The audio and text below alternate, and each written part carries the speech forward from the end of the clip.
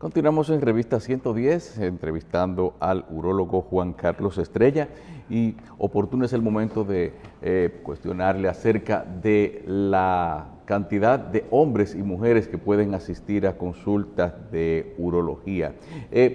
¿Son menos proclives o están menos conscientes las mujeres en cuanto a la necesidad de ir al urólogo? Sí, Uno ve que casi siempre lo que va son hombres nada más. Mire, las mujeres, nosotros recibimos muchas referencias, por ejemplo, de los ginecólogos, de mujeres que tienen infecciones ginecológicas o urinarias muy frecuentes, porque se forma un círculo vicioso. Los ginecólogos piensan quizás que es un problema de ya urológico, mecánico, de que la vejiga no se vacía bien, o la paciente tiene una hipospadia, o sea, es el meato uretral en la mujer muy adentro en la vagina, no en el tercio. Hipospadia. En la mujer, sí. Y eso no es el hombre que tiene hipospadia. Sí, el hipospadia, pero se puede ver en las mujeres también cuando tienen un meato uretral muy adentro en la vagina. Las dos causas mayores es la infección por una cistitis, sí, y la segunda es la que se orinan, la incontinencia. La incontinencia. Esas dos cosas van al urólogo y las piedras, no. Ya la incontinencia la están haciendo más los ginecólogos también. Ellos han aprendido a hacer el tratamiento. Pero cuando se trata de infecciones, a veces las recibimos, y sobre todo las piedras renales. Las mujeres van porque les duele la espalda, porque tienen infecciones recurrentes, para descartar una litiasis renal, porque tienen ciertas cuestiones que se levantan mucho a orinar, cosas así. ¿Un problema de litiasis renal puede manifestarse con un dolor de espalda? Sí, ese es el síntoma principal de la litiasis renal, te duele la espalda, un dolor sordo. Por ejemplo, las coraliformes, es muy raro que te produzca un dolor agudo, que tú tengas que ir a emergencia. Te produce un dolor sordo, crónico en la espalda, un cansancio, produce mucha infección de orina, porque al ser un cuerpo extraño que está dentro del riñón, las bacterias se pegan ahí, ¿no? Y es muy difícil eliminarlas. Justamente ayer. Se pegan a través de una cosa que se llama el biofilm. Sí, ¿y el olor de la orina puede revelar también algún tipo de patología? O sea, si una persona siente algo atípico. Sí, puede picar, si está muy concentrada, si tiene mucho amonio, pica, molesta en la vejiga. Hay una palabrita que usted usa que es sui generis. Sui generis. El olor que tienen las cosas por su propia estructura. El olor propio de la orina. La materia fecal le huelen a mierda. La orina huele a orina. Y hay cosas que huelen, el cadáver huele a cadáver. Ese es el olor sui generis. Es decir, pregunta, las infecciones de orina, ¿cuál es el color sui generis de la orina primero? Ámbar. La orina tiene que ser, exactamente. Bueno, ámbar es muy concentrado. Tiene que ser un poco más claro. Tiene que ser más transparente. Más transparente y hay un olor sui generis, se me huele a miau. Eso es muy subjetivo. Usted sabe que en la ciencia uno trata de eliminar todo lo que sea subjetivo. Por ejemplo, doctor, usted sabe que una persona que tiene incontinencia, a veces usted se da cuenta que esa persona huele a orina. Huele a orina, sí, porque se le escapa una gotita de orina, exacto, se le queda en la ropa interior y huele. Eso sobre todo en los hombres prostáticos, los viejos a veces y esas cosas, las personas mayores. Pero por ejemplo, imagínense una laboratorista, una bioanalista, una licenciada que está haciendo un examen de orina y lo huele. Todo depende, es muy subjetivo eso, porque por ejemplo, si ella sufre de infecciones de orina, tiene que ser un olor muy fuerte que tenga esa orina para que ella le llame la atención. Ah, ya. Y una infección en la orina también tiene otro tipo de olor. ¿Puede tener otro tipo de olor? ¿La infección de orina? Sí. Sí, porque huele a un material descompuesto. ¿Qué es bacilo piociánico? El bacilo piociánico es cualquier bacilo gram negativo que produzca pus. Por ejemplo, se conoce, pio es pus y ciánico. Yo me acuerdo que se daba algo que se llamaba mandelamina o azomandelamina y que la gente orinaba azul. Sí, eso era muy usado, porque traía azul de metileno, que además de que Pero no es un antibiótico. No es un antibiótico, es un antiséptico de orina. El mandelamine. ¿Existe todavía ese producto? No, ya eso no existe. Pero hay otros similares. No viene ya. Eso no viene. Pero hasta los años 2010, 2005 todavía existía aquí. Eso era un producto, el mandelamine, que ante el pH de la orina y el calor de la orina se degradaba y producía formaldehído. formaldehído. Y ese formaldehído era un bacteriostático en la orina y cauterizaba el epitelio vaginal. O sea, el mandelamina en presencia del calor del cuerpo y el pH de la orina formaba formaldehído. Y eso cauterizaba el epitelio, calmaba el dolor y era bacteriostático. Doctor, cuando llaman a uno y le dicen el color de la orina, el olor, dice si hay confusión entre infección y deshidratación, por ejemplo. Cuando una persona está deshidratada, el color de la orina es más oscuro. Cuando está bien hidratada es clarito. Muy claro. Pero se puede confundir esto con una infección también, o por ejemplo, cuando hay ardor y está oscura, se confunde una cosa con otra. Gente que toma, por ejemplo, algún antibiótico y te cambia la contextura de las cosas. Sí, hay antibióticos que hay una sustancia que se llama, ¿usted se acuerda del famoso piridium?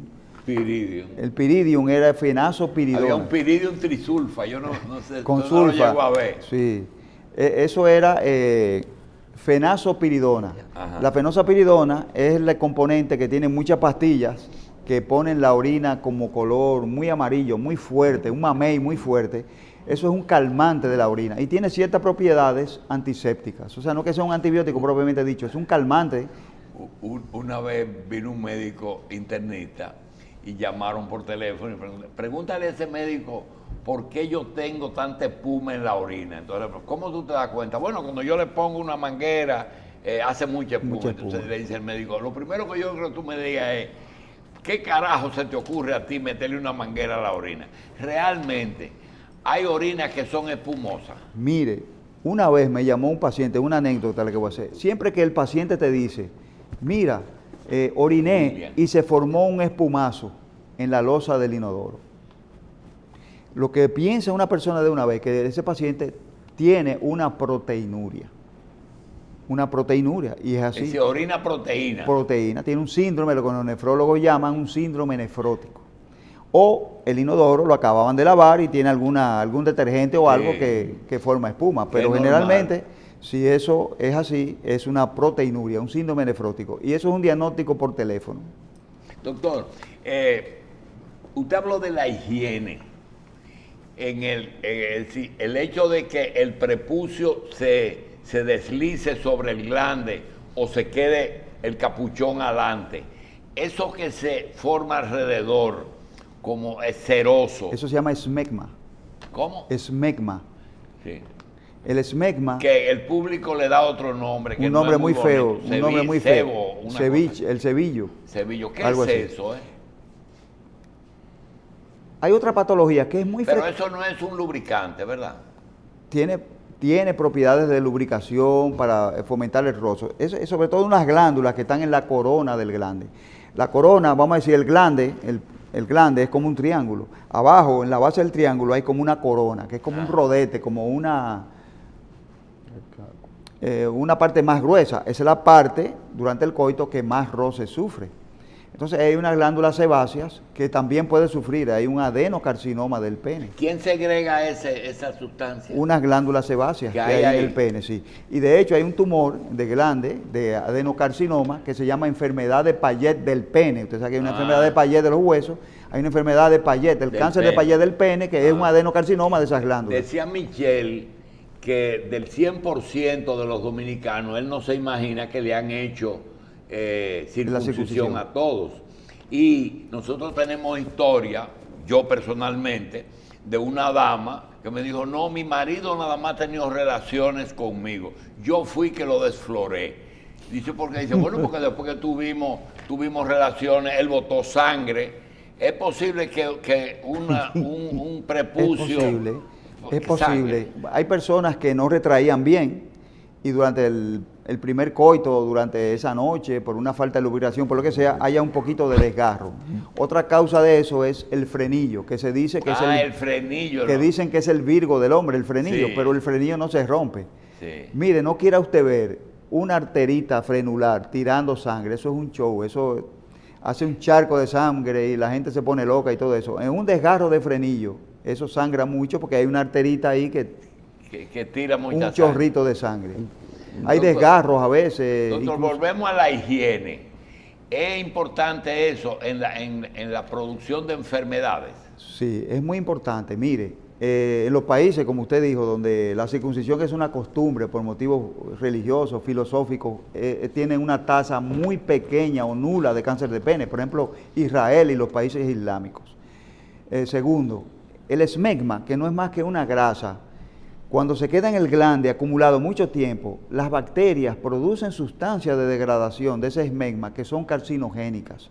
Y si el individuo no puede pelar, no puede retraer el prepucio, o no se baña, o no se higieniza esa parte por lo que sea, ese esmegma, esa sustancia carcinogénica, está mucho tiempo en contacto con ese epitelio y produce cáncer de pene. Doctor, hay una cosa que no se le da mucha importancia en pacientes que no se han operado, no se han hecho la circuncisión, y es que al tener el capuchón, ¿es que se dice? El capuchón, el prepucio. El prepucio muy adelante, a veces cuando orinan, la orina puede no salir total, sino que puede también entrar dentro. Y se llena. Exacto, es posible. Sí, eso es causa de infección urinaria. Incluso la orina, al no poderse salir porque tiene un anillo fimótico, se llama anillo fimótico, es decir, que la puntica del prepucio tiene una salida muy estrecha. Cuando el paciente orina, se llena y se forma como una vejiguita, una bolsita en el prepucio. Entonces, esa misma orina que ya está infectada, porque eso no está en comunicación con nada, ni se puede higienizar, se mete para adentro. Bien. Y produce infecciones urinarias. Doctor, usted habló de la irrigación, no solamente del frenillo, sino del mismo pene, porque es el llenar los cuerpos cavernosos que produce la erección. Y la pregunta es la siguiente: así como eso está muy irrigado, también está muy inervado. Muy inervado. Imagínense que después de la erección viene el orgasmo. O sea, y el orgasmo no puede tenerse sin placer. El placer, el instrumento número uno del placer es la inervación nerviosa para sentir las emociones, las sensaciones y todo eso. Sí. El pene es uno de los órganos más inervados que hay. Entonces es doloroso cualquier lesión en el pene. Es bastante doloroso. Así como es un instrumento de placer, también puede ser de dolor. Es una balanopostitis aguda, eso duele muchísimo. Sí. Okay. Mire, hay algo, una persona me dijo a mí que por un problema de posición al dormir, puede ser que la primera orina en la mañana produzca cierta incomodidad o dolor o dificultad para salir, que no necesariamente es indicador de una enfermedad. ¿Es cierto eso? De que un estado de reposo puede hacer que haya dificultad la primera micción. Sí, es posible. Mire, de noche se habla de que hay dificultad en la micción cuando el paciente duerme. Y si recordamos la fase del sueño, en la fase del sueño hay una fase de relajación y una fase de contracción de los esfínteres. O sea, es decir, que dependiendo de la fase del sueño que uno esté, se predomina o el sistema parasimpático o el sistema simpático. También después de una erección o después de una eyaculación, los pacientes refieren dificultad para orinar, sobre todo los prostáticos. Y los prostáticos refieren también mucho más dificultad de la que tienen por el día, refieren más dificultad para orinar de noche. Y yo lo asocio con dos cosas. Primero, con las erecciones, lo que la conservan todavía. Y segundo, con esos mecanismos de la fase del sueño en que hay predominancia, ya sea del sistema simpático o del sistema parasimpático. Bien. Que cierra el esfínter. Usted sabe que se quedan muchas cosas. Sí. Me está llamando un señor del sur y me dice que él fue a consultar a un urólogo muy conocido y muy capaz. Y que él fue asustado con el asunto del tacto. Y cuando le dijo, tú conversó con el doctor le recetó un producto para facilitar el vaciado de la vejiga. Parece que en la salida la próstata aumentaba de tamaño y Silotrif o algo así me dice.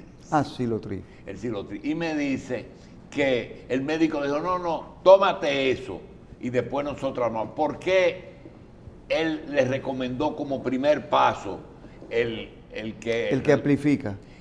¿Esto reduce la próstata o aumenta el agujero? Cuando nosotros damos pastillas para la próstata, sí, hay dos productos principales. Sí. Uno son los bloqueadores alfa, los receptores alfa, en la uretra prostática, Entonces esos receptores lo que hace es que aprietan. Sí. Al usted bloquear esos receptores, los deja libres y hay una dilatación de la uretra, lo que facilita la micción del paciente. El otro producto son los inhibidores de la alfa 1 o alfa 2 reductasa. ¿Qué hace la reductasa? La reductasa transforma la testosterona en dihidrotestosterona, que es la que hace crecer la próstata. Al usted bloquearla, la próstata empieza a disminuir de tamaño y facilita la micción. Entonces hay pastillas que traen los dos productos combinados en la misma cápsula. Bien, doctor Estrella, de todos los cánceres, de hombres, mujeres, es decir, el 100% de tumores malignos, ¿qué por ciento es próstata? De todos los tumores del hombre, Sí. Vamos del hombre, la próstata es el cáncer más frecuente del hombre. Vamos a decir, pero puede tener que haya un 30%. hasta más todavía. Todos los cánceres del hombre, el de próstata es el más frecuente. Le sigue el de colon, se están poniendo de moda los linfomas, el cáncer de pulmón, el cáncer de páncreas. ¿Cuál es el pronóstico? ¿Se puede curar un cáncer de próstata? Un cáncer de próstata se puede curar perfectamente. ¿A qué usted le llama diagnóstico temprano? Atraparlo, diagnosticarlo, cuando todavía es eliminable 100%. ¿Qué síntoma hace que él tenga que ir al urólogo para poder? En las estadías iniciales, el cáncer de próstata absolutamente no da ningún síntoma. Por eso es que es tan importante hacerse el PSA en la sangre, el tacto y una sonografía. Porque antes Las de que... tres cosas. Las tres cosas son importantes.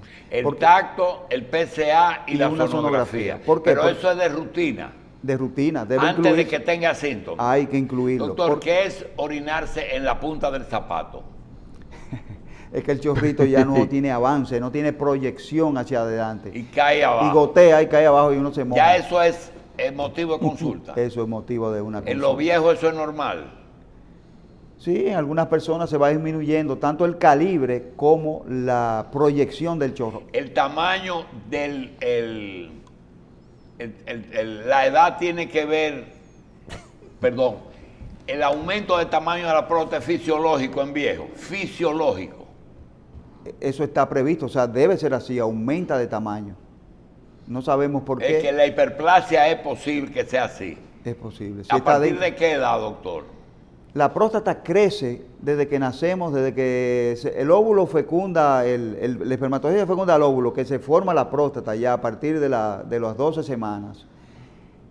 Empieza a crecer y nunca para de crecer. Lo que pasa es que en etapas de la vida tempranas tiene un crecimiento prácticamente nulo. Y a medida que nosotros llegamos a los 40, 45 años, empieza a crecer más aceleradamente. Más aceleradamente. ¿Todo el que se opera se queda impotente? No.